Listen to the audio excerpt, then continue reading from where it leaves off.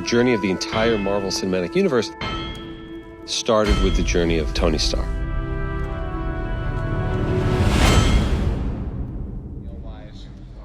Much better than big old, clunky. And that sound was great. The hero glove's a little large, too, but I think we might be able to get away with it. Going back to Favreau and Robert Downey Jr. and the founding moments of Marvel Studios, we said, we want the hero to be as interesting out of costume as they are in costume. I had just been hired to cast in the first Iron Man. Jon Favreau was on board at that time, and I remember asking him in a meeting with everyone, tell me all the qualities that you think are most important. Fast, quick-witted, and funny, and dynamic, and a bit troubled, and confident, and brilliant, and all of these things. And we really kept coming back to Downey.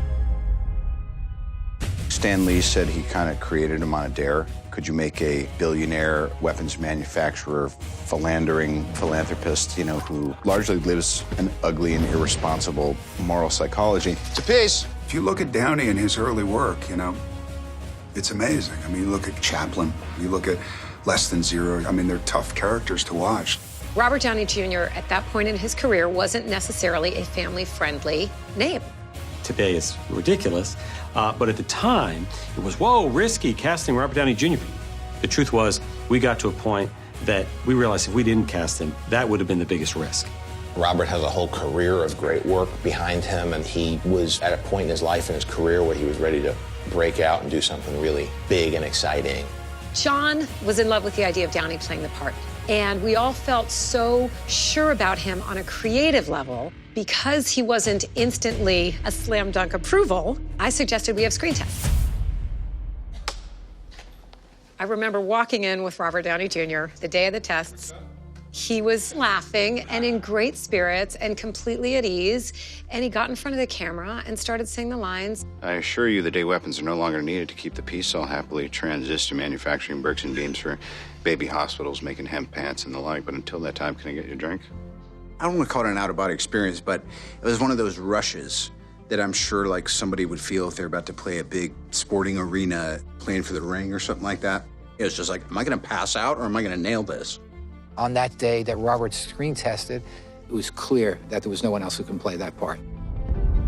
It was magic. It was exactly the feeling as a casting director with Kevin, with John, with everyone, that we all wanted to have that feeling like we have it. This is it. This is Iron Man. Iron Man 1 was incredibly special. We sort of improv the whole thing.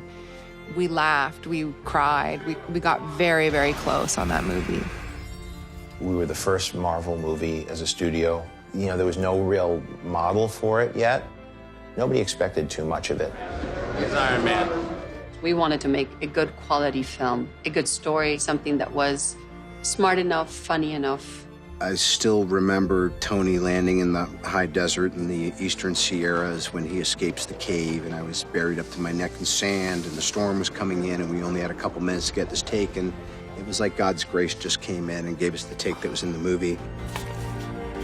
Not bad. I loved the first movie so much. I was just so carried away by the story. It was funny, it was clever, it was witty. Let's face it, this is not the worst thing you've caught me doing. By casting Robert Downey Jr., they were intent on breaking the tradition and mold of these types of movies. It was an unexpected choice at the time, and so it made for this really dynamic, really surprising performance. Yeah! Is that so hard? He's so bright and so fast, and it takes you so long to catch up with him, and it's perfect for that character. Good luck keeping up. I think most of us have been pretty vocal about what he started, and without him, none of us would be in this position. He really is the patriarch. I think he really understood the weight of the responsibility with these movies. Iron Man 1 changed the genre. And I think the casting of Robert Downey signaled to the world that we are serious about our characters and we really respect them in a way that we're going to hire the best actors possible. It really was just this perfect storm. I had hypnotized myself into such a state of confidence that I was certain that everything we were doing worked. And the rest is history. I am Iron Man.